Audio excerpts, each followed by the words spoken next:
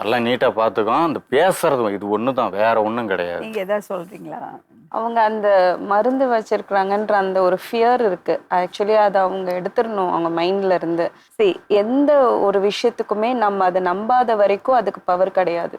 So நீங்க அது வந்து இந்த ஏதோ இருக்கும், ஏதாவது இருக்குமோ, எனக்கு ஏதாவது வச்சிருப்பாங்களோ நீங்க நினைக்க இல்லைங்க மேடம், அவங்க வந்து பிரெட் கொடுத்தாங்க இல்லைங்க மேடம், அதை சாப்பிட்டதுக்கு அப்புறமே தம்பி வந்து மயங்கிட்டே பொன்னாடியே போய் விழுந்தான். இவர்கிட்ட சொன்னதுக்கு அவன் விளையாண்டுட்டு மயக்கெல்லாம் போடலாமா? விளையாண்டுட்டு இருந்த மயக்கத்துல விழுந்துட்டான்.